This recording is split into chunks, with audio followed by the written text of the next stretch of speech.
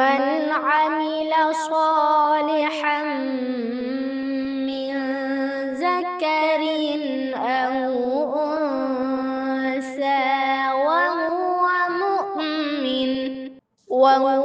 مؤمن فلنحيينه حياة طيبة. اعوذ باللہ من الشیطان الرجیم بسم اللہ الرحمن الرحیم الرجال قوامون علی النساء بما فضل اللہ بعضهم علی بعض وبما انفقوا۔ ناظرین، آج کا میرا ٹاپک ہے کہ اسلام نے مرد کو حاکم بنایا اور عورت کو کیا حق دیے، کیونکہ یہ ڈیبیٹ تو ہم روزانہ ہی سنتے ہیں کہ اسلام نے عورت کا حق مار لیا ہے، اسلام نے عورت کو تنگ نظر کر دیا ہے، اسلام ایک دقیانوسی مذہب ہے، اس نے عورت کو پیچھے دھکیل دیا ہے۔ لیکن انتہائی افسوس کی بات ہے، ہمارے لبرلز اس بات کو نہیں جانتے کہ اسلام نے تو عورت کو پورٹری ہی بڑا خوبصورت کیا ہے، اسلام نے تو عورت کو بنایا ہی بڑا خوبصورت ہے۔ جو فیسلٹیز جو اسلام نے عورت کو مقام دیا ہے وہ تو کوئی دے ہی نہیں سکتا۔ مرد کے لیے جتنے سخت قوانین اسلام نے بنائے ہیں وہ تو کوئی اور مذہب دیتا ہی نہیں ہے۔ اللہ نے یہ جو لفظ بولا ہے نا، الرجال قوامون، یہ ہمارے یہاں اکثر بحث میں لایا جاتا ہے۔ اس سے یہ جوڑا جاتا ہے کہ مرد حاکم ہے اور اس کو اتنا پتہ ہے کہ میں نے اپنی عورت کو گھر سے باہر نہیں نکلنے دینا۔ حالانکہ اسلام کیا کہتا ہے؟ میرے سامنے سب سے پہلی چیز جو آتی ہے وہ یہ ہے کہ اسلام اعمال میں مرد کو زیادہ اجر دیتا ہے کیا؟ بالکل بھی نہیں۔ یہ کس نے کہہ دیا؟ اسلام مال میں یا اعمال میں، دونوں میں ہی عورت کو زیادہ اجر دیتا ہے، زیادہ ثواب دیتا ہے۔ اس کی مثال آپ یوں لیجئے کہ خواتین اکثر و بیشتر کچھ نہ کچھ بیماری کے مسائل سے دوچار رہتی ہیں، لیکن قرآن کیا کہتا ہے؟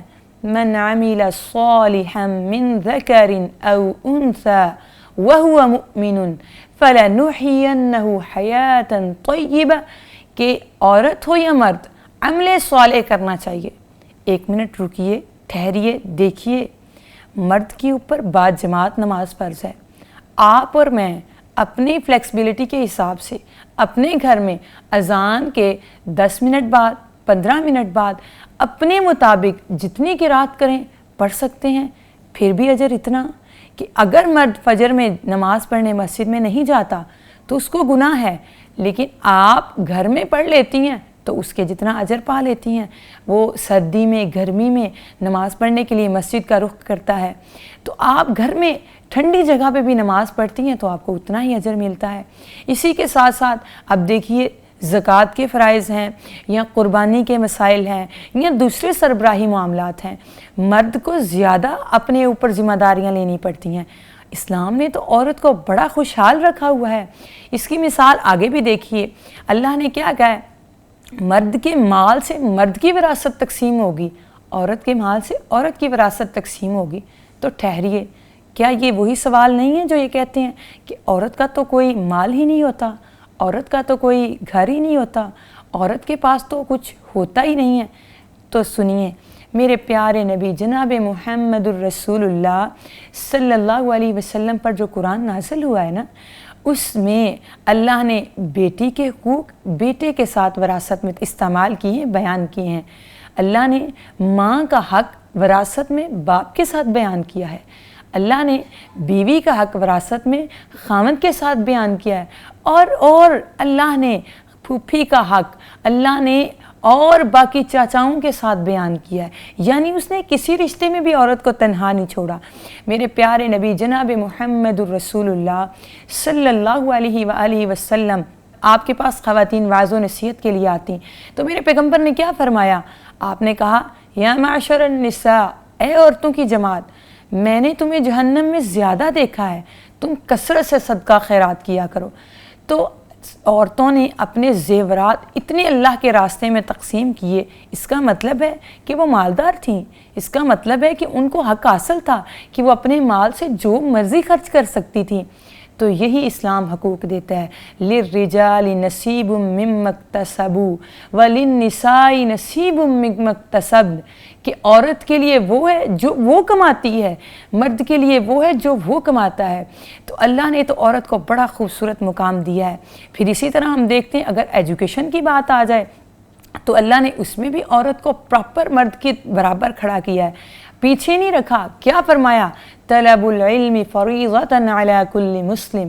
اب یہ مسلم کا لفظ کیا مرد کے لیے استعمال ہو رہا ہے؟ بالکل بھی نہیں، اس میں تو مرد اور خواتین اور بچے سب شامل ہیں۔ تو اللہ نے عورت کو، بلکہ مجھے اللہ کے نبی صلی اللہ علیہ وسلم کی حدیث یاد آ گئی۔ آپ نے فرمایا اپنی عورتوں کو 2 صورتوں کی تعلیم دیا کرو، ایک سورۃ النساء اور ایک سورۃ النور۔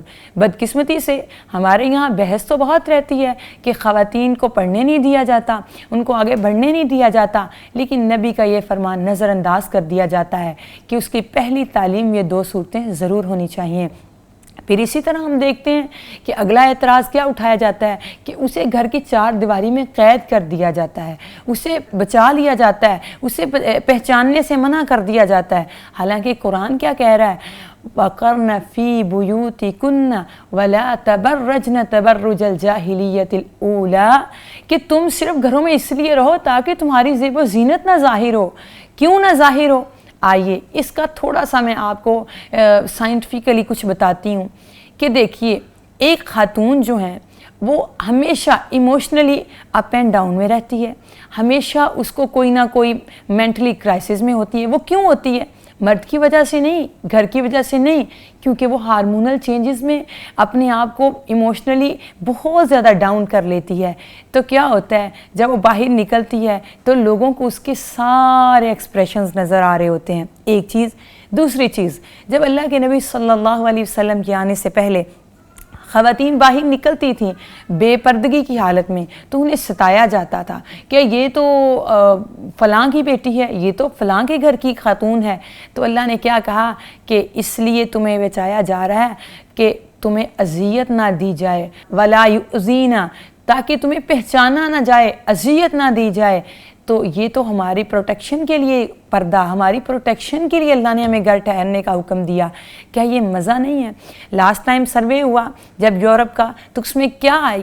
اس میں 67% جو خواتین کی آئی ہے وہ جو یہ کہتی ہیں کہ ہم بھی یہ چاہتی ہیں ہم گھر رہیں، ہم ہوم میکرز بنیں اور ہمارے ہسبینڈز ہمارے سارے خرچ اٹھائیں، نان و نفقے کا مالک بنے اور ہمیں گھر میں سب مہیا کیا جائے، ہم جابز میں تھک جاتی ہیں۔